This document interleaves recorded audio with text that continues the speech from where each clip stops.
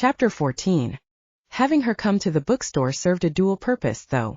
It would also remind him of his responsibilities to the pack. One glance at Emma told him that she got the picture, which was another reason. He deserved her anger and resentment, both of which he saw etched on her. He smiled at Nadia.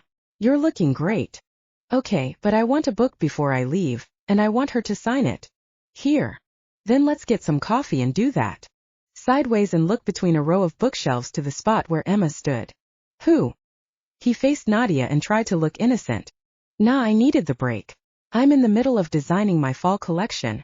"Not very sporting of you." That speech to a few guys. "I suppose she thought you were nuts to go along." "Not yet." Nadia kept her voice low too. "It means I've never found anyone, man or were." "Means more than you're willing to admit." "I don't know any personally." "No." "Our nipples. In opposite directions." Aidan laughed. If he were the least bit interested in Nadia, that tassel, he'd completely forgotten it was there. He shoved it aside. "Did your aunt?" "No, of course not. She moved here. She and Uncle Lenny have a house on the.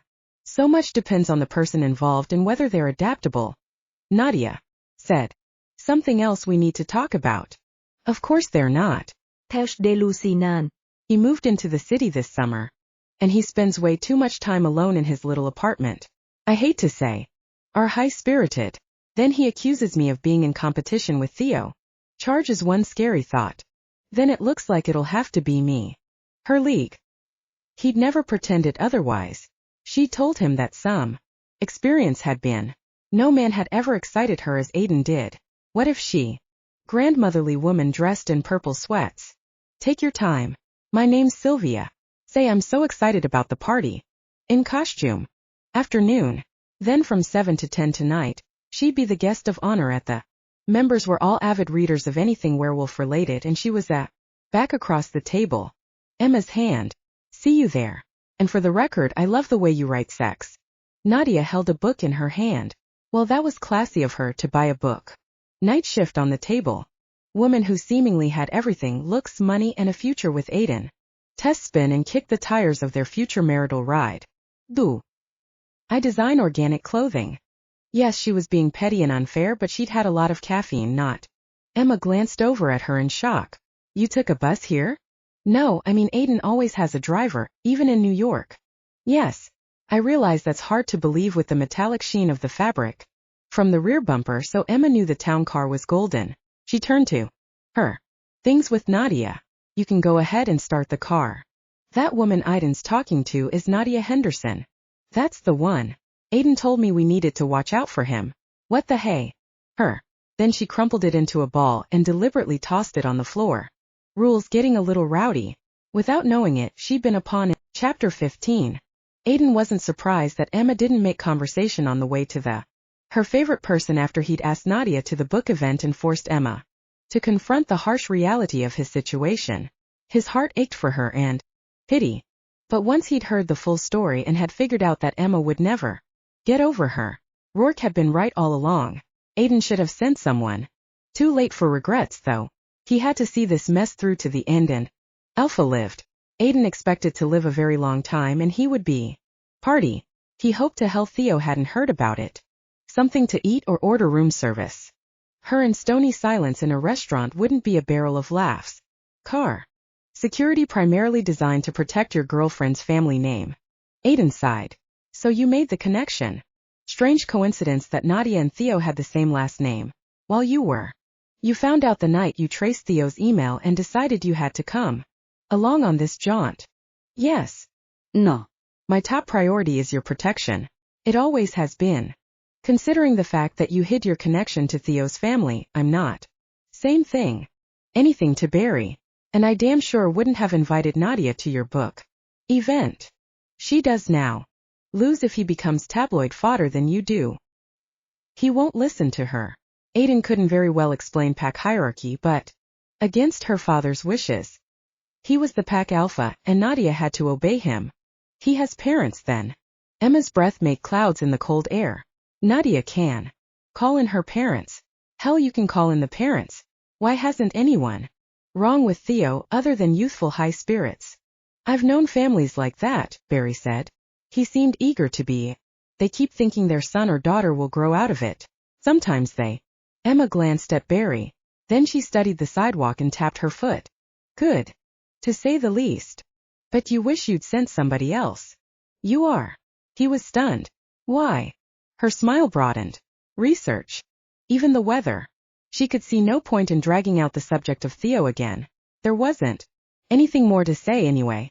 She wouldn't say she felt sorry for Aidan. Whatever grief came of this weekend, but still he'd bitten off way more than the problem from becoming public. Apparently he couldn't expect support from his future mother-in-law or father-in-law. His future wife was supportive but made things worse by talking him into going to bed with her, although she, for either of their sakes, greater effort to back away from the gorgeous Aidan Wallace. Wealthiest bachelors in the country. Her heart might be nicked but it wasn't. Besides, as she'd claimed in all honesty, she would file this weekend she consoled herself when life didn't turn out as happily ever after as the endings to her books. Bedroom to get ready for the party. Werewolf costume hanging in your closet. That would be a negative. You wearing a costume? Just curious, but why wouldn't you want to go along with the costume idea? Would be an insult to the magnificent werewolves in my books. Those wolves. They're very much like the wolf in my dream, the one I was sure walked into my bedroom last night. Nightmares can be scary. Now I wish I could see that wolf again. He could have walked right out of one of my books. Definitely a male. Big head, powerful shoulders. And there's a look in the eye of a true alpha. He had it. She smiled. All alpha males have that look, as if they know exactly what. I wouldn't kid about something like that. It's very attractive. She met his. One glance was all it took to create the same sizzling awareness between them. That had caused so much trouble last night. She knew without a doubt that if the bedroom and closed the door behind her, she locked it for good measure. Him reconsider whether what he wanted was what he should have. Aidan had it. Exciting as it was to be wanted that fiercely, Emma wasn't willing to pay the she wanted in a man. A second night could convince her she had no hope of. One thing about this costume party, Aidan said as they rode the few blocks. And do what? There'll be 50 or 60 people there, at least, maybe more. Yes, it was creepy when he suddenly appeared in the bookstore wearing fake fur. All I'm saying is stay close. Let me know if you're going to the bathroom. Stuff like that. Don't know for sure. I mean, he can't think he'll actually convince me he's a werewolf, so what's better? He didn't want to scare her unnecessarily. Maybe just the chance to. I would be happy to have a conversation with him. It's the part where he unbalanced, do you? No. Something like that. I hope he's not there, Aidan. I think I'd recognize him, but in case I don't. How? He could be in full costume so you can't even see his face. I'll smell him. But he couldn't very well say that either. I'm trained to. True. She took a deep breath. We're here. Andy's ALE house in orange letters. The main bar was on the ground floor. Barry swerved to the curb, put the car in park and came around to open the door for them. We shouldn't be long, Barry. Aidan climbed out and offered his hand to Emma. Aidan sighed. Okay. See you a little after 9, Barry. 2 hours in a crowded, noisy space would be hell on his ears, but he'd deal with it. Emma hugged her coat around her and gazed up at the second floor of the bar. Night. You mean Jesse's? Tour, but he knew they wouldn't. The heated glance that had passed between them after dinner tonight told him that he couldn't afford to spend any more longer. She would have heard his low growl of frustration while she'd been in. Before we do, let me say something. He realized that out here on the street. She turned to him. I'm listening. Her blonde hair curled around her raised collar and her blue eyes. How? Yes. Sorry. He gathered his thoughts, which had scattered when he looked. But if you told me, chances are I never would have allowed you to come. The two families.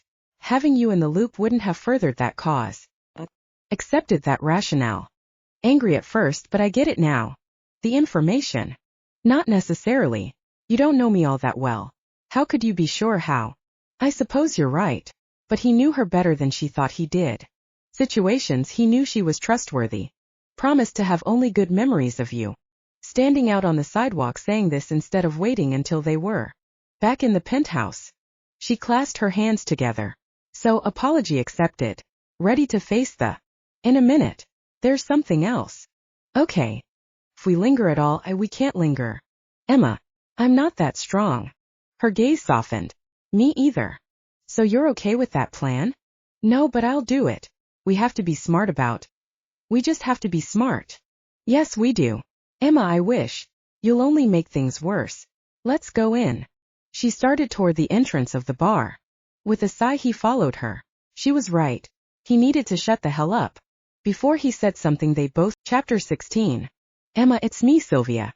From the book signing. Emma peered through the eye holes of the ugliest plastic werewolf mask in the... I know. Isn't this a great mask? It's scary, all right. The werewolf's lips were pulled back in a snarl. Worthy of the creepiest horror movie. I improvised the rest. I think it works, don't you? Sylvia gestured to her. Absolutely. Emma took another gulp of her wine. Want to hear me howl? This is the best party. I've been groped twice. Groped? By whom? Exactly a ball, but we're all in disguise, so it's the same idea. A little pinch here, a little nudge there. It's all in good fun. Into people's faces when she talked to them. That was how she gauged reactions to the conversation. Everyone here, with the exception of Aidan and the... Get her bearings. The crowd milled around her, jostling her, sometimes stopping to chat other. The werewolves and wine club members had been nice enough. Many of them had made a point of coming over to say how much they enjoyed her books. Few had brought copies from home for her to sign, which she did happily. These were hardcore fans, and she knew they talked her up at bookstores and on the... But she couldn't shake the feeling that they didn't really need her here. Extraneous. They didn't mind her being here, but they viewed her as costume. Throughout the evening, she'd studied the people in attendance in case one of them turned out to be Theo. She'd seen him only briefly in the bookstore, but one guy who fit that description, but when he approached her, his voice had sounded nothing like Theo's. She was sure she'd recognize that voice again if she heard it. With the costume guests, he knew how to work a room, and she suspected he was working this one to make sure Theo didn't slip in unnoticed. She wondered what Aidan would do if Theo did show up. Would he take him outside and put the fear? Much as she'd protested that she didn't need or want a bodyguard for this trip, she was grateful to have Aidan at this party. Sifting through the crowd, he drank only mineral water, and she appreciated that too. He'd said her safety was his primary concern, and he was an honorable man. She also wanted him with a fierce longing that no amount of wine could mute. No doubt, other women in the room wanted him too. He looked like a GQ model. Smiled as she thought of Sylvia, who wouldn't be above pinching Aidan's butt. As she glided by, 20 minutes to go before Barry would arrive to save them. Yet once he did, here she could admire Aidan from afar. As if he sensed her gaze on him, his head came up and he looked straight at her. She smiled and hoisted her glass in his direction, toasting his party. Turned away again. He's a cutie pie. Emma looked for the person who'd made that comment and found Sylvia standing, finger food in one hand and a glass of white wine in the other. He is that, Emma agreed. Nice buns. He has intelligent buns? Does that make him a smartass? Emma laughed. You're too quick for me, Sylvia. He looks at you. You two would make beautiful babies together. Sorry to burst your bubble, Sylvia, but Aidan and I aren't a couple. Keeping track of each other. I thought you must be together. I was hearing wedding bells. Won't be happening. Emma grinned. I can pretty much guess what that is. I'm sure you can. I sidle over, pretending I'm listening in on the stealth pinch on him. He has a very firm butt. I know. Oh, really? Sylvia widened her eyes as if shocked by the news. How would? Sylvia set her plate down on a nearby table and waggled her finger at Emma. Men like that don't come along every day. I should know. My Ned was one of a kind. We were married for 52 years. I'm still mad at him for leaving me. Sylvia shrugged. He had to. He died. It was. I felt really punk for a couple of years. But life goes on. Picked up one of your books, and after reading it I said to myself, Sylvia, there are still men out there to pinch. So I'm back in the game. She picked up her. In the general category of compliments, Emma thought that was an outstanding one. Maybe this party hadn't been such a lost cause after all. And she'd been able to Aidan watch for a solid 2 hours. Not too bad. I've been pinched a time or two. Emma smiled to herself. I'm not surprised. She studied the crowd. I never. He didn't. You sound very sure of that. Aidan set his glass of mineral water on the table next to them. That's up after last night's fiasco. He has a book thanks to his friend Terry. Maybe Nadia talked to him and convinced him to back off. Maybe. Someone jostled Emma, and she grabbed her purse as it started to slide down. As I expected, but I'm ready to leave. Aidan shot a look at his cuffs and checked his watch. Barry should be down there in about 5 minutes. She couldn't resist teasing him. I saw how you did that maneuver. You like checking your limited edition watch, don't you? He glanced over at her and smiled. It's elegant. I appreciate elegance. I'll admit Nadia is elegant, he said. But so are you. Stubby? Hardly. Maybe stubby is too harsh, and I guess I'm sort of cute, but nobody, and I. He touched her cheek, his fingers very warm. Then consider yourself accused. Fingers, as they said their goodbyes, retrieved their coats and walked back down the stairs to the street where Barry waited. This adventure so he could afford to be nice. In a few minutes they'd go up to the penthouse and into their isolation units, or at least that's the way she'd begun to think of their separate bedrooms. The car ride was quick and silent. Emma concluded that both of them were each other. She forgot that they needed to give Barry instructions about picking her up for the flight to Denver in the morning. 20, he said. So if you'll pick her up at 8, that should give her enough time to clear security. If Theo didn't show up tonight, I don't think he'll cause a problem in the morning. He's 19. Typically they aren't morning people. So we're home free. Looks like it. Now I'll be happy to go to the airport with you if you want. No. I'll go to the airport on my own. No worries. She felt abandoned, which was stupid. She'd traveled alone for several years, and Aidan wasn't likely to do so. Aidan used his key to get them on the right elevator and then into the own self into the room without having a man to do it, but the gesture seemed kind of silly, so she didn't bother. Once they were inside the confines of the penthouse, she intended to follow the rules. But if she couldn't have Aidan, she might need some chocolate cake. I'm going to my room, she said, but I'm in the mood for some dessert. That's not code for sex, Aidan. I'm talking about actual dessert. She crossed to the phone sitting on a small table in the living room. I'm going to order up some of that chocolate cake I had for breakfast this morning. Do. Once again his expression revealed exactly what was going through his mind. Yeah. Grimacing, he turned and headed toward his bedroom. Just put the tip on the bill. Thanks for everything, she called out to him. That was lame, but she didn't think she'd see him again, and she was grateful for all that his wealth and status had provided this weekend. The sex had been good too, but she wouldn't say she was grateful. Only needy girls were grateful for sex. She was, well, all of it. Bedroom closed the door and turned the lock. There was no mistaking that sound, a definite metallic click that meant he was locking her out. What the hell? Did he think she would be so overcome with lust that she'd barge into his room, even after he'd made it clear they wouldn't have sex? Tonight? The door. Aidan, that's plain insulting. His reply was muffled by the door. What is? Locking your door, that's what. I promise you that I'm not going to encroach. Lock my door, that's a different matter. I can't speak for yourself. Control. But I damn sure can speak for mine, and you don't need a freaking lock to keep me on my side of this door. Of that door, probably taking off his clothes, maybe putting on sweats and You're right. His voice was very close to the door. A soft metallic sound. She stood by the door, contemplating whether she should suggest that maybe, if indulge in a little more recreational sex. Just for tonight. Because after. She wondered whether he'd skip those. He probably would, all things considered. How did you know I'm still here? I know. Well, I'm leaving. But I just want to say that. She hated being interrupted in the middle of a thought. What's wrong with telling you I appreciate the time we've had together? Hey, you're the one who told me that saying anything more would only make. She sighed. So you're really serious about this abstinence plan? Deadly serious. Then I'm leaving. She walked a few feet away and paused to see if he'd open the door. You're still there, he said. Good. She stomped into the living room, making as much noise as possible so that he'd know she was truly moving away from his door. Apparently cake was going to be her only option tonight. Walked into her bedroom and took off her heels. Good thing Aidan hadn't confronted her on the shoe issue, because these strappy black patent beauties were Gucci. little guilty about the shoes. Footwear was one of her indulgences because she'd never found an eco-friendly shoe that a girl could take dancing. About an hour.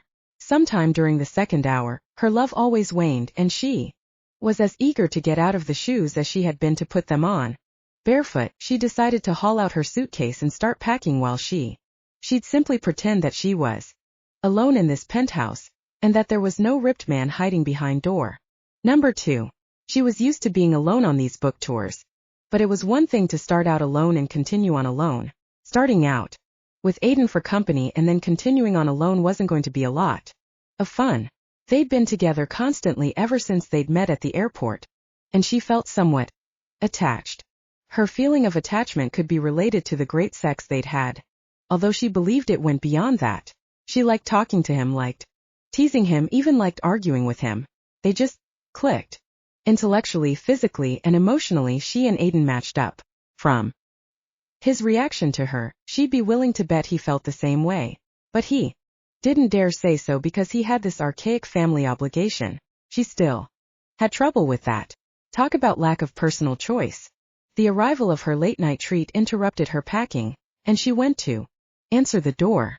Aidan would have been proud of the way she checked the peephole first. The uniformed bellman delivering her tray was the same one who'd brought dinner a few hours earlier, so she opened the door. Nobody else there. Where would you like the tray, ma'am? The bellman asked. Over by the fire? It's a nice night for a fire. So it is. She'd intended to follow Aidan's advice and close herself in her room, but she would never be in this penthouse again, so why not enjoy cake and coffee in front of the fire? That would be terrific. She walked over and flicked the switch to turn on the flames. The bellman arranged the tray on the coffee table and handed her the check to sign. She added a generous tip and gave it back. Thank you. This hits the would have to suffice. Have a nice evening. The bellman smiled and left. The door locked behind him. With a soft click, Emma sat on the sofa and fixed up her coffee exactly the way she liked it. Denver would be soon enough to begin cutting back on cream and chocolate. Tonight she needed both. Her coffee on the end table and her cake in her lap, she stared into the dancing flames and told herself to enjoy the experience because she wouldn't have a fireplace in her next hotel room. Then she took a big bite of cake. Maybe she wouldn't cut back on chocolate in Denver after all. She'd be. The cake was gone way too soon, and sitting in front of the fire by herself wasn't nearly as much fun as she'd hoped it would be. She set the empty plate. The fire. She carried the tray into her bedroom. She could finish off the coffee while she packed. When she decided to shut the bedroom door, she told herself it wasn't because she was putting more barriers between her and Aidan. Closing the door made the bedroom feel cozier. Remembered curling up in Aidan's arms last night. Her turquoise suit hung in the closet in a plastic bag, and when she checked, all the chocolate was gone. She unhooked it from the rod and pulled off the plastic so she could pack the suit in preparation for her next event in Denver on Monday. As she folded it, she heard her bedroom doorknob turn, and her pulse kicked up a notch. So Aidan had given in after all. Working to hide a smile of triumph, she faced the door. But as the door opened, adrenaline shot through her. The person coming into her room wasn't Aidan. She opened her mouth to scream, but nothing came out. Black sweatshirt and sweatpants, closed the door behind him and twisted the lock. Then he faced her looking smug. Hello, Emma. At last she found her voice. How did you get in? She was proud of herself. I have your key. He reached into the pocket of his black sweats and held it. Oh, that can't be mine. Mean it. Not anymore. Then she remembered someone had jostled her at the party. She'd had to clutch her purse to keep it from falling off her shoulder. You were at the party? No. As the panic slowly cleared from her brain, she realized that, although he stood between her and the door, once she called for help, Aidan would be between Theo and escape. I don't know if you've thought this through very well. Once I start yelling, you'll have nowhere to run. I know, but I'm willing to take that chance. I'm hoping you won't start yelling until you've heard what I have to say. Critical, and you're the kind of person who will understand the issues. Lord help her, she was eternally curious about people, and he just appealed to that curiosity. She'd start yelling in a minute. With Aidan's sharp hearing, he'd respond quickly. What issues? I can tell from the way you write about werewolves that you really get them. Theo, if you're about to claim that you're a werewolf, then this conversation is over. There's not enough spirit gum and fake hair in the world to convince me that you're. She paused as he raised a hand and fur began growing on. Blinking, she looked again. Okay, that's a trick. I don't know how you're doing it, and it's very impressive, but I want you to stop. It's creepy, Theo. It's not a turn-on for me, if that's what you're hoping. You say that now, but just wait. He nudged off his shoes. You believe me yet? His voice had deepened into something resembling a growl. Good God, what are you doing to yourself?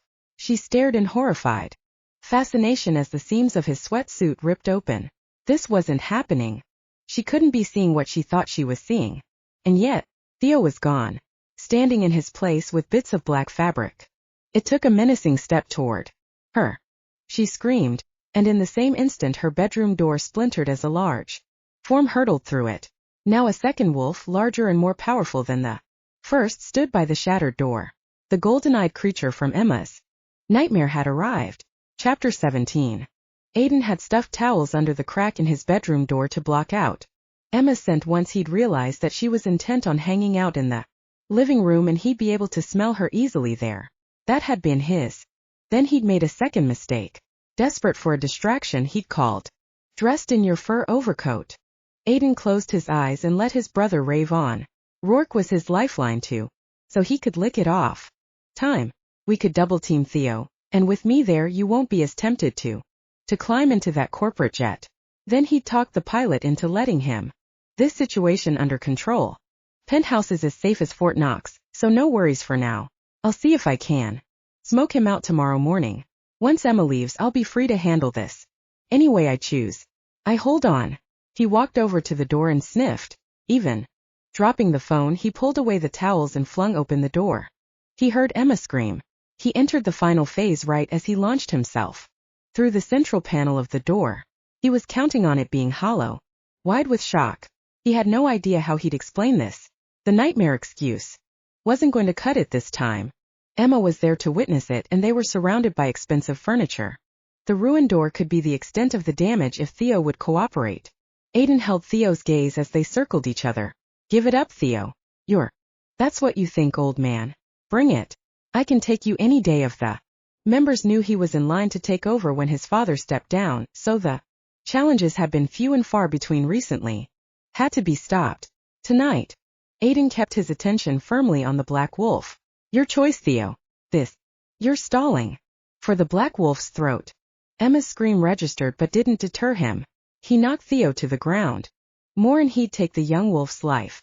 That was guaranteed to ruin. Bleeding all over the carpet. Housekeeping was going to hate that. No more Mr. Nice Guy. He lunged for Theo's throat again, and this time he held on and issued his ultimatum. Give up unless you want your carotid artery. The kid had a point, damn it. From the corner of his eye, Aidan saw Emma approaching. She had the hotel hair dryer raised as if she was about to bring it down on somebody's head. Weather. Hairdryer. Can knock you senseless. Which story would you rather have circulating? Werewolf's honor. Aidan relaxed his grip and let Theo wiggle out from under him. Emma must have still considered him a threat because she smacked him a good one on the head. Seemed transfixed by the sight. She stood there rigidly, her hand over her mouth. The time he came out wearing a towel, Emma had thrown her comforter over Theo. Control was going to be a bitch. She swallowed. So it was you last night? Yes. No. You asshole. She hurled the hair dryer at him and the cord snaked out. He ducked, and the dryer smacked against the wall before dropping with a thud to the carpet. The plug had caught him on the arm as it went by. He'd have a. She opened her mouth as if to say something and then closed it again. Finally. She shook her head. Forgive me. You're talking about tactical errors and I'm know who you are or what you are, and until I get my bearings, picture a large. Okay. He took a deep breath. Just for the record, this is a whole new. So you're not human. I know a little something about werewolves, Aidan. I've been writing about. We should probably see if we can revive him. She glanced at his leg. And stop your bleeding. You're making an unholy mess. Yes, it's real blood. I'm not an alien, for Christ's sake. You write about. I make it all up. Well, you happen to be correct about most things. I'm a man in this form and making quite the mess. In the excitement of the moment he'd forgotten that. Achilles tendon. Good thing that hadn't happened. From my bathrobe. I left it hanging on the back of the bathroom door. What's the tie for? We don't have to tie him. She frowned. I'd rather be safe than sorry. I don't want the two of you. How can you be so sure? He's whacked Aidan. Not that you aren't too, but think about what you've written, Emma. Werewolves are pack animals. Once you had that very situation in shifty business. Wielding a hairdryer, he won't be any trouble at all. He'll never want the rest of the pack to know about that. We have blackmail material that will last. He wanted to avoid this discussion until they'd both calmed down. We'll talk. What do you mean by that? Her voice rose in pitch. In truth, he wasn't sure how to handle this. Security had been breached and, I'll get the washcloths. He went into the bathroom. Thinking discretion was the better part of valor, he pulled white washcloths. And I'm going to Denver in the morning. He squeezed out the washcloths. These should work for Theo. I know. He took a dry washcloth and pressed it against the wound in his leg. Impressions, but afterward there was always the urge to release tension in. Here, let me do that. She crouched down beside him. Apparently she no longer. You're a real bossy pants, Aidan, do you know that? He watched her go, his attention captured by the way her firm little backside. She called to him from the bedroom. He's gone. Was no longer lying unconscious on the floor. It down the elevator and through the lobby naked. Then Aidan figured it out. Looks like he took the top sheet from your bed and... Her eyes widened. And then what? He couldn't hail a cab wearing a sheet. No. Cab driver is going to take a chance on picking up what looks like a loony. How thoroughly he was humiliated tonight. Emma walked over to the bedroom window and pulled back the curtain. I don't. Him good with that hairdryer, and he had some gashes on his throat too. Goal to humiliate and intimidate him. I wanted his complete surrender and I... She shivered. That seems harsh. Dealt with. Yes. She continued to stare at him, and judging from her expression she was beginning to realize the magnitude of the problem. Well, this would be the time to offer some comforting platitude, like it'll all. Her attention moved to his leg. You're still bleeding. Let's at least solve. Stop. All right. Tending to his wound seemed like the sensible thing to do, so he followed her suggestion, or rather, her order. Her previous worldview had been shattered, and in sorting through to dictate how his wound should be tended, but he couldn't let her decide how the next few days would go, or maybe even the next few weeks or months. Never changing back. Chapter 19. Next to her was still warm, but she had a feeling this morning would be nothing like any morning she'd ever experienced in her life. True, Aidan had been a werewolf yesterday, but she hadn't known it. Today she did. She smelled coffee. A quick lift of her head to check out the dressing table was foolish because Aidan's life had been planned from birth. Besides, she had. What were they like, the little ones? Could they shift from birth, or did they develop the ability later? In the world of her books, werewolves looked like ability to shift, and they went through an awkward phase while they learned to. Fangs. She wondered how Aidan had managed, considering his genetic defect. Bedroom. She had no sense of what time it was. Rolling to her side, she peered. Shit. She leaped out of bed and looked frantically for the hotel robe she'd flight, so she'd have to rebook. Fortunately, her first event in Denver wasn't until Monday morning, but still was embarrassing and unprofessional. The living room to find it, she realized that Aidan hadn't bothered to wake her up either. Maybe he'd forgotten the time of her flight, but she doubted. Shut about what she'd seen here last night. The living room looked cozy and domestic, with a fire going and a room blackberry to his ear. His sweats this morning were black, as was his NYU sweatshirt. He looked massive and slightly dangerous dressed all in black. She couldn't imagine how much he could see out the windows, which were iced over. But maybe he had X-ray vision too. In any case, the question of flights. Understand. I'll monitor her 24/7. You have my word, Dad. Her jaw dropped. He might have given his word to his father, but she sure as his hearing were those of a wolf. I'll keep you posted. She won't be a problem. Take care, Dad. Bye. He disconnected the call and gazed at her. Think of it as the werewolf version of Homeland Security. You'll continue to watching me. She spoke quietly, but inside she was seething. How long has a werewolf informant? I've been trying to catch you communicating with him, or nothing to find. Yes. He looked so calm and in control that she longed to pick up something. She was. You pretended to like my books, pretended to like me, but all. I didn't pretend to like your books. I think they're great. Come to think. A great writer. But assigning blame won't get us anywhere. A mistake. Now she really wanted to hurt him, except he was some super being and she didn't know a single martial arts trick. Sometimes mistakes turn out to be wonderful. He was right. Knowing she caused Mr. All That to step over the line. But if he was a lying one, could I be pregnant? She took a deep breath. With puppies. First. Puppy. A werewolf grows up looking like every other child. Shifting comes with sexual maturity. So I was right about that. Her elation temporarily made her forget that she. Yes, you got that right too. Turned her on a little, which was inconvenient because she really wanted to hate him, and holding on to hate while desire tried to work its way in was. Obviously no woman is going to simply believe that I'm sterile and disease-free unless I explain that I'm a werewolf. But you already knew, so we were. Said you've been watching me for 3 months. Approximately, give or take a few days. Whether she could get a rise out of him. His gaze didn't flicker. Most of them. We try to work within the law when we.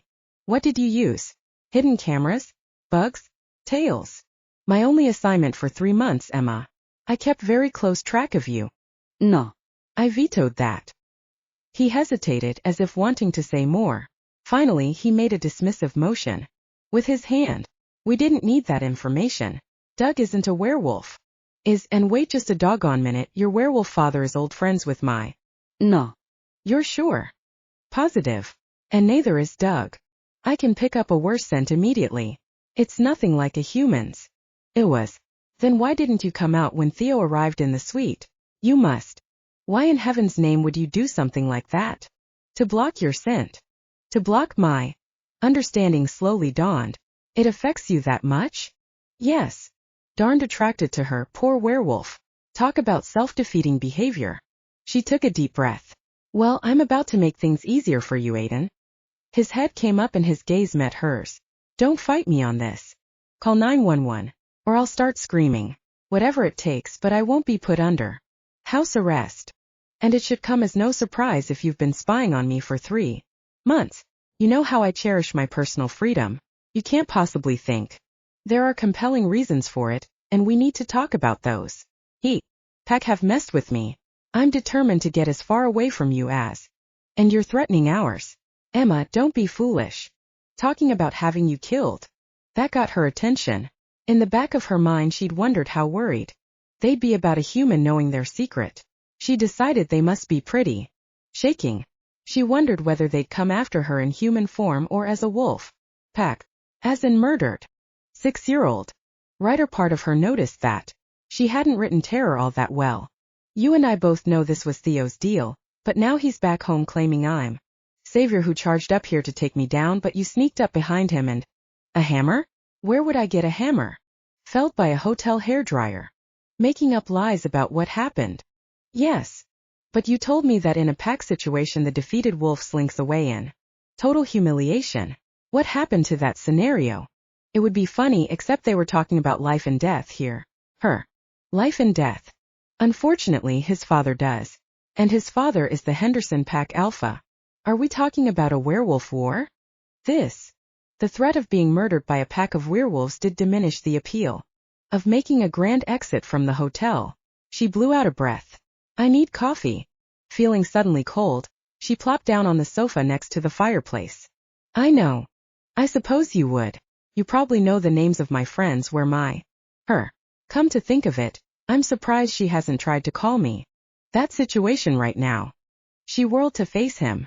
Look, your alphaness, I understand that I'm an A. Said and began to laugh. Barking. That's funny. Barking orders. She got. Werewolves don't bark. Research. Please do. He set her cup and saucer on the coffee table. Golden eyes. And don't think this is easy for me either. As of last night. Devoted 3 months to this project and I thought it would be over this weekend and I could get back to my normal routine. It doesn't matter. I was only making the point that you aren't the only. Your normal routine matters to me. The more I know about how a real werewolf. He stared at her. You know, I don't think you get it after all. There's no Guarantee you'll be able to keep writing those books. Or any books for that. Her stomach pitched. Fear of death was one thing. Being told that she wouldn't. The fierceness left his expression as he regarded her with sympathy. After watching you for weeks, I know that too, he said softly. I think it's time. Chapter 20. Desperation in Emma's blue eyes at the thought of losing her beloved writing. He vowed to do everything in his power to preserve that part of her life. Yet, he knew the books were one of his father's biggest concerns. If Emma continued to write and publish them, knowing what she knew, she might slip and reveal the worst secret. Up her coffee and took a sip, but her gaze was unfocused. He could tell she was thinking hard, trying to find a way out of this box she found herself in. We should have something to eat, he said. I'll order chocolate cake if you. Winter mornings as a kid. And it's my other comfort food besides chocolate.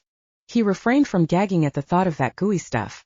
He'd been forced to eat it out of courtesy once when a woman he'd been seeing made it for.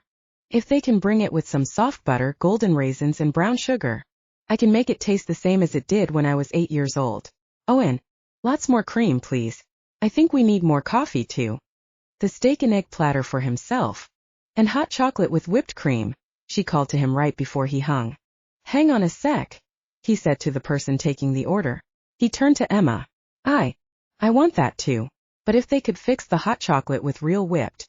Had some decisions to make, and putting the coffee table between them would help him keep on track. I take it hot chocolate with whipped cream and that other stuff. Absolutely. It goes with the oatmeal. Why are you making a face? You don't have a sweet tooth. Is that werewolf humor? He thought about that. I don't think there is such a thing. Absolutely. Someone like Emma hanging around could be a good thing, although Emma herself wouldn't be hanging around. He'd already determined that she'd hate being confined to the estate the way Nadia's aunt had been for the first few. Having me sign a contract promising never to divulge the existence of werewolves. She beamed at him. You must have legal eagles at your beck and it. Nice try. He drained his coffee cup and set it back in the saucer. But I don't.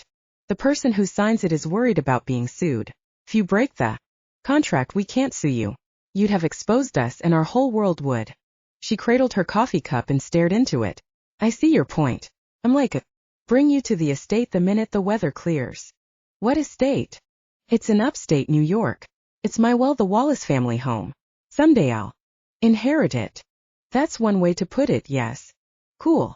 I'm not saying that I'll agree to hang out there forever or anything. He was having trouble keeping up. I thought you were determined to continue with your book tour. Well, I am. Her expression became resolute. Yes, that's what I need to do.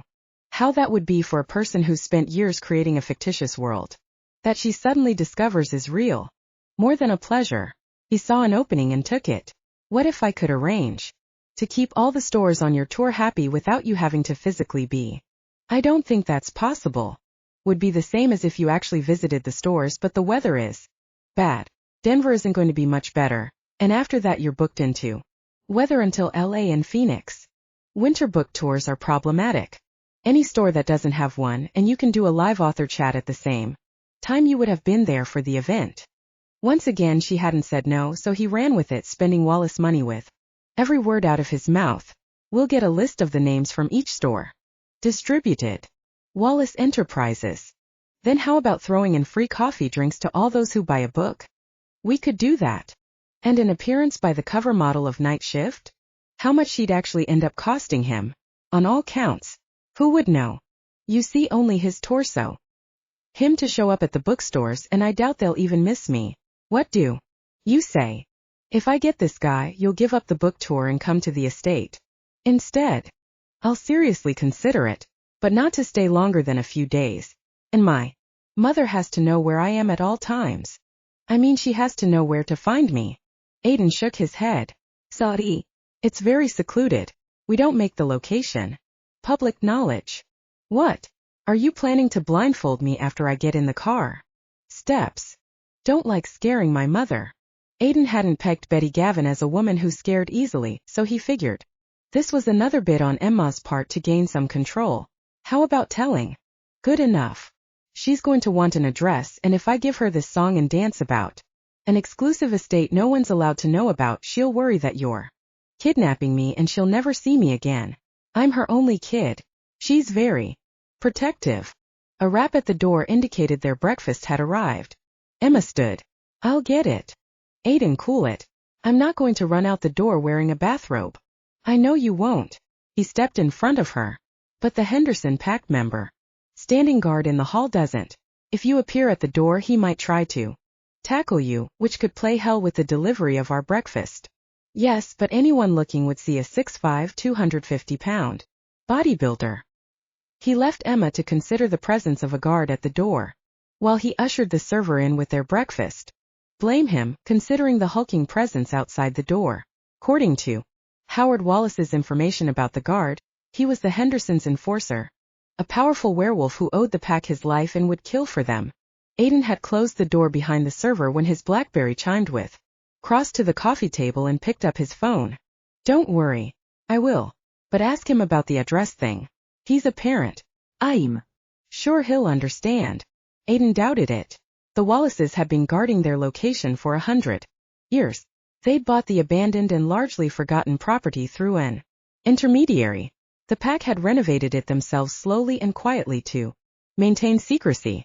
Pulleys to raise and lower fallen trees. Aidan's dad had replaced that awkward system in the 50s when he built a rushing, seemingly treacherous creek across the road using theme park technology. Trickle. A touch of a second button opened the dam upstream, and the creek flowed again. Howard had created a modern-day version of a medieval moat. Aidan answered his call. That. Is Emma's phone turned off? I get that. Howard sounded impatient. But it seems her mother is a persistent woman. When Emma didn't pick up her messages, her mother tried the hotel where Emma was supposed to be staying, and then she pestered the hell out of the airlines, and finally she called Roger Claymore, who was at interrupted. And Roger called you. Him I would. Stretched.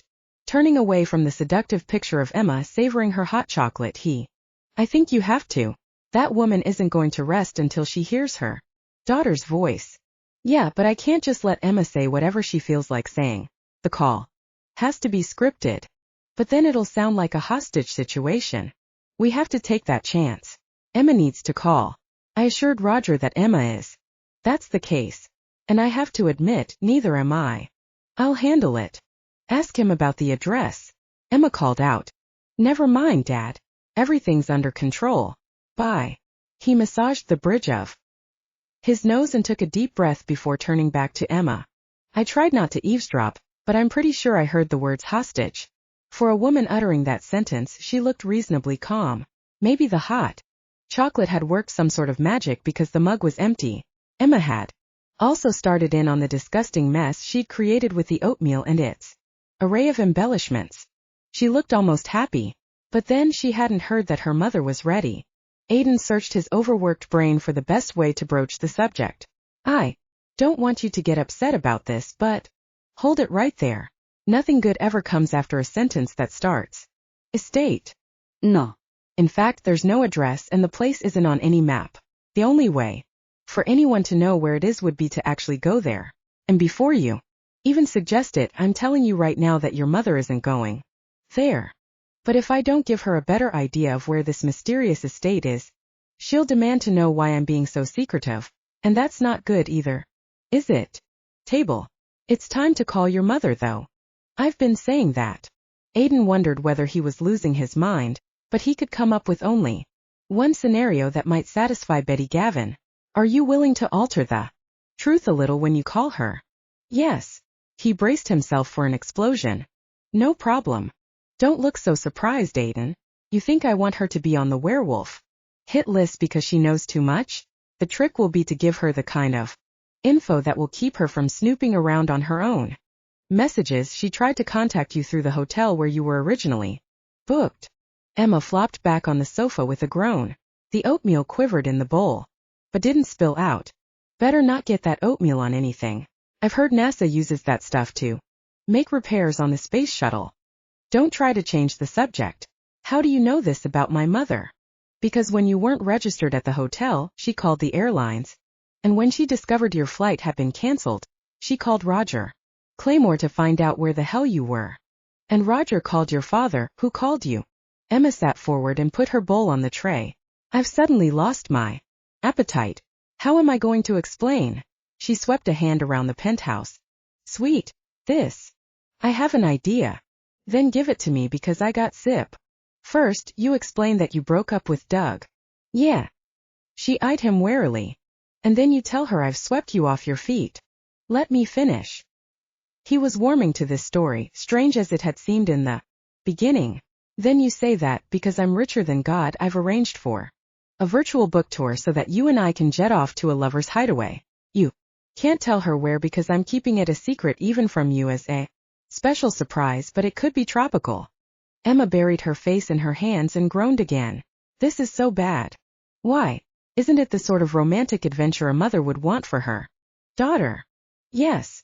It's precisely what a mother would want for her daughter. She's never been crazy about Doug. That makes two of us. So she'll buy it, right? Oh, she'll buy it, and she'll start imagining how fantastic the wedding will be and how my whole life will change now that I've found Prince Charming and how her life will change. That dream of an apartment on Central Park West. It'll all come crashing down. Because we'll break up. I see your point. I'm setting her up only to knock her down later. I hate that. Aidan stared at his breakfast, which was quickly congealing into something cold and inedible. He didn't feel much like eating anyway. I don't know what else to do, Emma. He lifted his head to glance across the coffee table. I'm afraid anything less will have her asking all kinds of questions just like you said she would. Alternative, that my mother will start investigating my whereabouts and get herself into deep trouble with the werewolf world. I don't have much choice. I'd rather deal with her disappointment than be afraid for her life. Aidan nodded. I still hate it. I know. The worst part was he did know. After all those weeks of keeping track of her, he understood how deeply she loved her mom. Deliberately causing her pain would be tough. But as Emma had rightly figured out, it was the lesser of two evils. For what it's worth, Aidan said. She held his gaze. Thanks. That helps. Chapter 22. We're in big trouble. Aidan had suspected it from the moment he'd realized. With a contented sigh, he began to understand the full extent of the problem. This petite blonde woman, with a mind that had intrigued him from the beginning, and a body he desired beyond all reason, could be his downfall, or he would be hers depending on how this all played out. Regret a single minute he'd spent with Emma, as he stroked her silky hair and wondered how the hell he'd ever dig himself out of this mess. The bedside. I've got it. Emma propped herself on his chest and reached for the receiver. Never mind. I have it. Resuming her snuggle position, she put the phone to. Now. Sure, he's right here. Emma shifted her position slightly so she could hand him the receiver, but otherwise she continued to nestle close. He put the phone to his ear. Nadia. Yourself. When Emma said you were right there, she wasn't kidding. She doesn't scare easily. Are you two in bed? For you this morning. He grabbed Emma's hand as she began tickling him. There's static on the line, Nadia said. And it's you trying to blow smoke. I tried your cell phone and you didn't answer, so that's when I called your room. I'm downstairs in the lobby. Emma scooted up and began nibbling his earlobe. Don't come down, Nadia said. I'll be glad to come to you. In fact, I prefer that, because we already have a Henderson bodyguard stationed outside. Providing you with some advance warning would be a classy gesture. Minutes. Emma pushed herself to a sitting position and frowned at him. Nadia chuckled. Yeah, sure, lover boy. See you in 10. Her shoulder as she headed for the bathroom. It wouldn't matter, he called after her. She's figured out we're involved. And ready for more of what they just enjoyed. Aidan, I have to say this. It's I guess there's nothing more to discuss. But if your parents truly care about. Can't imagine Nadia making that sacrifice either or expecting you to. But. And just so you know, this isn't about you and me. Being the crown prince and. Bathroom and turned on the shower. He'd do well to follow her example and make himself presentable before Nadia showed up. He headed toward his own bathroom. And a white dress shirt open at the collar. He'd chosen typical work clothes. Apparently coming in contact with Theo's head the night before hadn't broken. Aidan wondered whether Nadia believed the hammer story. Probably not, but He was very curious as to why she'd come here today. Telling what would come out of Emma's mouth. Nadia smiled as she entered the room with her usual graceful stride. He helped her off with her coat. You're looking great as always. Happier than what? He'd never given much thought as to whether he looked happier than you usually do. I think Emma must be good for you. She stopped. I'll keep it with me. I won't stay long. Her gaze swept the room and lingered. Aidan figured she'd have no trouble reconstructing the scene. Obviously they'd started out eating breakfast and ended up abandoning the meal to jump into. Please have a seat. He gestured toward the two sofas. I'll order up some. Eating the breakfast he'd never touched.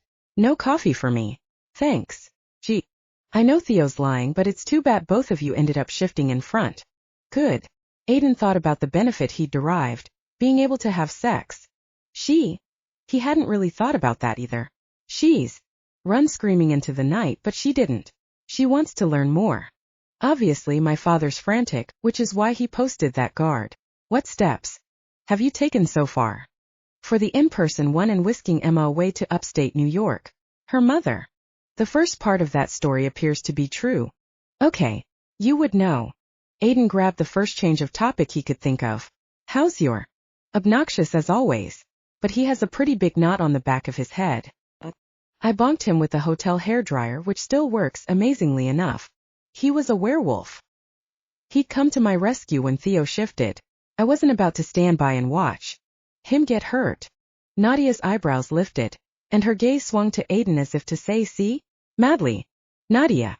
I could get so many ideas for my books. You're a creative person, so I'm sure you can understand how exploring the actual world of words would. Nadia leaned forward, and her voice was warm with empathy. I do understand. And I'll promise too. Emma looked so earnest, so eager. I can be trusted. Anything but my books sell pretty well. Aidan said he was happy to find that, or I should say most of us are. Nadia sighed. No, he isn't. He'd like to have us all uncloak ourselves, and books are so sympathetic to worse. Wallace is to put me under surveillance and Theo to crank up his takeover. Her plaintive tone caused Aidan to round the sofa and sit next to her. Theo. Nadia. Yes, he was, Nadia agreed. But I'm afraid he's changed your life forever. I know. Emma sounded brave and resolute. But no matter how my life has, are non-negotiable. Nadia exchanged a glance with Aidan. They both knew Emma was in no position to. Yet Aidan also knew at that moment that he would stake his reputation, know that, for ending her career or her relationship with her mother. And as long as I'm making pronouncements, Emma said, I might as well get on is ridiculous. Yes, let's do, Nadia said. Because Emma's right. Until this weekend I couldn't allow ourselves to feel deeply for someone else. Thought we were programmed that way from the day our parents decided to give us names that. Nadia met his gaze. Then you have a greater talent for self-sacrifice than I do. She stood. That's mostly why I came up here, to see for myself what I sensed was a growing bond between you two. Now that I'm convinced how strong it is, I'm renouncing you as a potential mate, Aidan. You're free. Yes, I can. It was never a great idea to begin with. Emma stood and raised both fists in the air. Hallelujah, a woman with common sense. Excuse my terminology. I should probably say a werewolf/woman.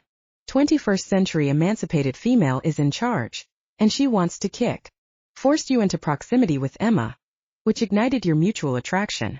Need to warn you that, although I'll try to hang this on Theo, everyone will.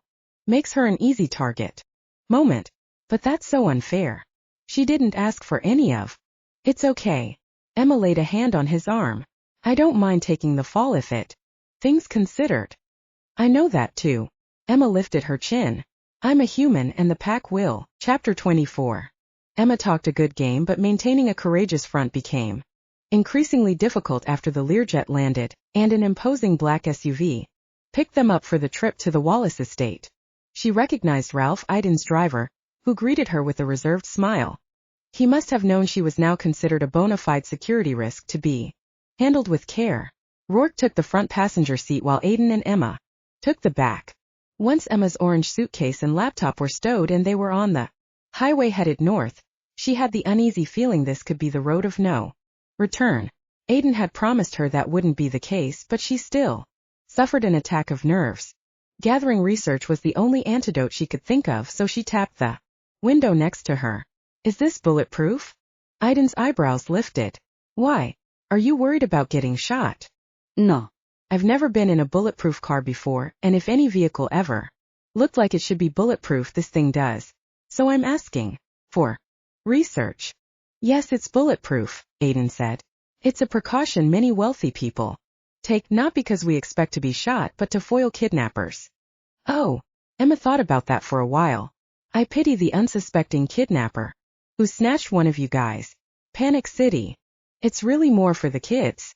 Right. Because they can't shift. She leaned forward.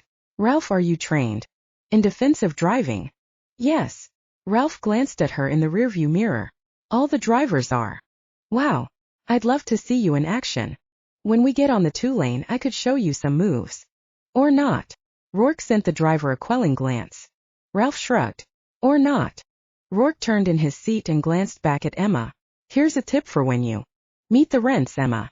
You might want to put a lid on the curious questions. But Rourke has a point, Aidan said.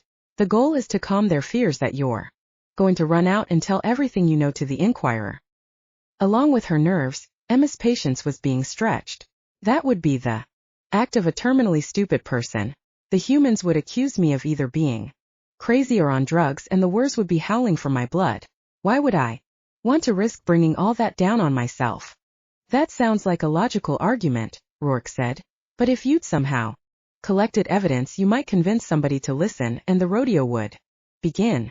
Which reminds me, Aidan, do you have her BlackBerry? Emma clutched her purse to her chest. No, he doesn't, and he's not getting it. That cell phone was her emergency weapon, a way to contact the outside world and arrange for her escape if the Wallaces tried to keep her at the estate. Rourke glanced at his brother. She's gotta give it up. I know. Aidan sighed and turned to Emma. I can't let you onto the estate with your phone in your purse.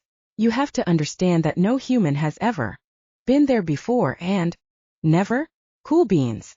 I'm like a pioneer. I'm like the first astronaut to set foot on the moon. She gazed at Aidan. But you can't have my phone. Rourke cleared his throat. Bro, you have to take the phone away from her. That's the first thing Dad will ask about. Yeah. Ralph, pull over. Emma gasped as Ralph hit the accelerator, cut across 2 lanes of traffic, doing at least 90, and swerved to a stop on the shoulder of the highway. Defensive driving demonstration check. Aidan unsnapped his seatbelt. We're getting out, Emma. Out? Why? She had a sudden vision of being frog-marched through the snow, into a stand of leafless trees and shot through the head. But Aidan wouldn't do that. Surely not, and if he would, then she sincerely regretted giving him oral sex on the plane. We need to have a talk. Is that code for using physical force to get my phone? Because that's the only way you'll get it, wolf boy. From the front seat, Rourke groaned. Good luck, brother of mine. Thanks. Aidan glanced at Emma. Are you coming? What if I don't want to? His hand closed over her arm and his golden eyes grew intense. Get out of the car, Emma. He paused, as if the next word cost him a great deal. Please. He was scaring her a little. Okay, but only because you used the P word. She unfastened her seatbelt. I have a P word for you, bro, Rourke muttered. Puss. Zip it, Rourke. Aidan kept his grip on Emma's arm as she scooted across the seat. Before she could step out, he put both hands around her waist and lifted her over a drift left by a snowplow. She dangled in the air for a moment before he set her down on a small spot of dry asphalt. Stay there. She had no inclination to move. Snow and ice surrounded her. 18-wheelers roared past on the highway, and on her other side the shoulder of the road sloped down to a gully of rocks and more snow. The trees beyond, where Aidan would have to take her if he intended to do away with her and leave her body, were a good 20 yards from where she stood. Aidan stepped over the snowdrift. Then he scooped her up in his arms and carried her down the slope without slipping or even breathing very hard. Being carried a few feet into the bedroom was one thing, but this, she'd underestimated his strength by quite a bit. Obviously, if he wanted to kill her, he wouldn't need a gun. He could use his bare hands. Taking her phone wouldn't be any kind of challenge at all. See if you can stand here, okay? He lowered her slowly to the rocks and snow of the gully. She teetered a little bit but found her balance. Sure, but I don't know what all this is about. Her breath fogged the air. I realize now you could have taken my purse away while we were in the SUV. Why go through all this if all you want is the phone? Because I want more than the phone. She gazed up at him. What's that supposed to mean? His golden eyes softened. Emma, you'd better not be getting frisky because I have my limits. By the side of the road in the snow is not my idea of a good time. Oh, for God's sake. Do you think everything I do is motivated by sex? She opened her mouth to respond. Don't answer that. He scrubbed a hand over his face, but his other hand continued to grip her forearm, maybe to steady her and maybe to keep her prisoner. Look, I've made no secret of my sexual needs, but I am capable of other emotions besides lust when it comes to you. Like what? Like empathy. I know you're nervous and scared about what's going to happen next. I also imagine that you're worried about being confined on the estate for some undisclosed amount of time. Let me keep my phone and I won't be so worried. He blew out a breath. I can't do that. Then you'll have to take it from me by force. She clutched her purse with both hands. And I warn you, I'll put up a fight. I won't win, of course, but I'm not about to turn over my only means of communicating with the outside world without a struggle. She had a sudden insight. You didn't want them to see you manhandle me. That's why we're down here. No, that's not why. Do you trust me at all? Should I? I'm the only one you can trust. I got you into this and I've promised to get you back out. Do you understand what that promise is worth? I don't know, Aidan. You're about to go up against your parents at the very least and the entire werewolf community at the very most. You may be powerful, but I will handle it. His grip tightened on her arm. I will keep you safe and get you out, no matter what the personal sacrifice might be. Yes, but look at me, Emma. She met his gaze. I need you to know this, to believe this. His golden eyes blazed with purpose. Here's the bottom line. I will protect you with everything I have, including my life. Her breath caught. Alrighty then. She was going to be okay. And if she wasn't okay because something terrible happened to Aidan, she realized she wouldn't much care if something happened to her as well. Although her fingers were numb from the cold, she managed to open her purse and pull out her BlackBerry. Silently she handed it to him. Thank you. He took it and slipped it in his coat pocket. Without another word, he scooped her into his arms and carried her back to the SUV. For the rest of the trip, Emma stayed fairly quiet and Aidan kind of missed her barrage of research questions.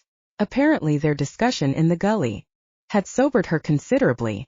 He was sorry if he'd scared her, but she had to start relying on him and stop being so damned independent or she'd get them in worse trouble than they were in already.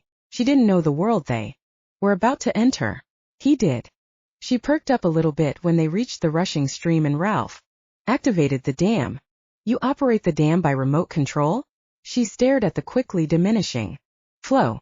What if the water freezes? Come to think of it, shouldn't the water be frozen now? Very perceptive. Rourke sounded impressed by the question. That was a good thing in Aidan's estimation. If Rourke came to respect Emma's brain, then he'd be less likely to side with those who wanted to end her publishing career, so Emma would have another ally besides him. So why isn't it frozen? Emma asked. We heat the water in the wintertime, Aidan said. Not much, and we use a solar system to cut back on the environmental impact, but we have to keep it from freezing and wrecking the whole program. That's amazing. Emma peered out as Ralph took the SUV through the damp streambed. Can we park on the other side so I can watch it come back? We always do anyway, Aidan said. We never drive off and assume it's working. This stream is one of the most important security features on the estate. We monitor it constantly. There's a camera upstream that gives us a picture of what's going on with the water. Emma turned so she could look out the back window as the water came rushing back, giving it a flash flood effect. I suppose you have cameras all over the place, she said quietly. Yes. Aidan had installed an upgraded system 2 years ago after researching various options. The cameras were top of the line, and one room in the mansion housed the screens that were monitored 24/7. A squirrel couldn't climb a tree without getting its progress recorded. There would be no need to lock Emma in during her stay. She couldn't go anywhere on the estate without being observed. The concept had to be intimidating for her, but there was no help for it. He'd do his best to make her stay short and sweet. That wouldn't be the end of it, of course. Somebody from the world would be keeping track of her for a long time, maybe even the rest of her life. She was unfortunately a woman who knew too much. But that somebody watching her wouldn't be him. He'd learned the hard way that he was not the werewolf for the job. The road leading to the mansion was filled with ruts, although anyone who drove it often enough could avoid all the really bad spots. Rourke had become an expert at steering his Ferrari around them without throwing his precious car out of alignment. Ralph knew the road well too, but still a certain amount of bumping was unavoidable. One particular spot caused Aidan and Emma to jostle each other. Even that small contact sent a shiver of desire through him. When they had their discussion by the side of the road and he had to hold on to her to make sure she didn't bolt, he'd wanted to carry her off into the woods. The closer they came to the mansion, the stronger the urge became. Life in the city tended to blunt his werewolf instincts, but he always felt a little wilder out here, a little more primitive. As the mansion came into view around a bend and through the trees, he smiled to himself. No one looking at the imposing stone facade would think of it as a wolf's den, but that's exactly what it was. Oh my goodness, Emma said. It's huge. It needs to be for pack gatherings, Aidan said. You can't see them from here, but there are stone cottages scattered all over the estate. That's where the aunts, uncles, and cousins live. Some have places in the city and use the cottage for a vacation getaway. Others are here year-round. Emma swallowed. Am I going to be brought in front of some kind of werewolf tribunal? God, no. He realized that a person with her imagination could be coming up with a million scenarios. We're keeping this low-key. The only words you'll be meeting at this point besides Ralph and my brother are my parents. Rourke snorted. The rents are scary enough. Hey. Aidan glared at his brother. She's already nervous. You don't have to make it worse. Yeah, but she shouldn't be blindsided either. FYI, Mom and Dad know that. Nadia's bailed on the Henderson-Wallace unification plan. Aidan tensed. And hard to tell how they feel about it. Dad didn't say much, although he's not happy with anybody named Henderson these days, so that could help your cause. Mom looks sort of sad. She's always been partial to Nadia. I know. Nadia's great. Aidan gazed at Rourke as a brilliant idea began to form. Listen, she really is great. You two would get along. That would solve nothing because it isn't going to happen. Don't reject it out of hand, Rourke. Aidan was proud of his idea. Nadia is gorgeous, intelligent, talented. Sure, she's a couple of years older than you. But back off, big brother.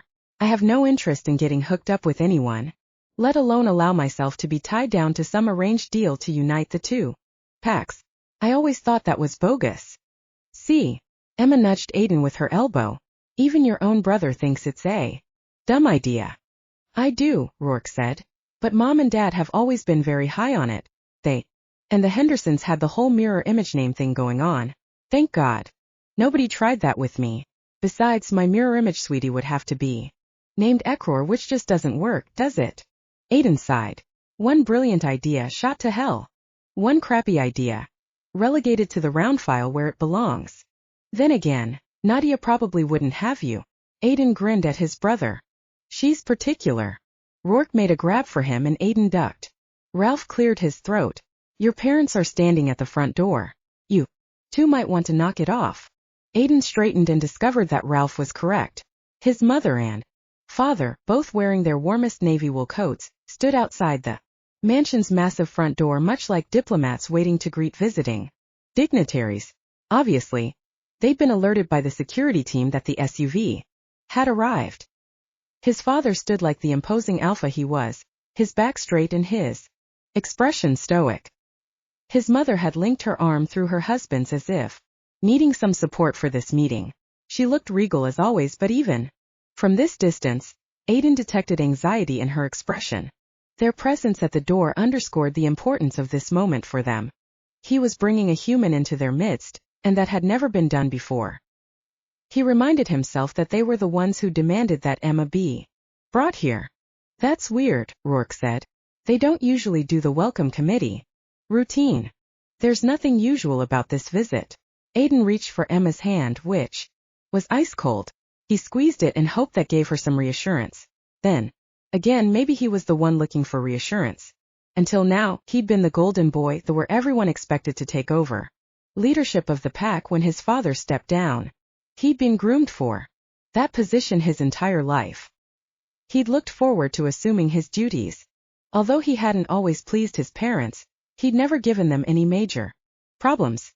Until now, bringing a human to the estate was an issue of great magnitude. No matter how many times he tried to convince himself that he hadn't caused this breach in security, he still felt responsible for it. And yet, he knew that the real problem wasn't the security breach. The real problem was the bond developing between him and Emma. Even he wasn't certain how strong it had become. He was afraid to test it and find out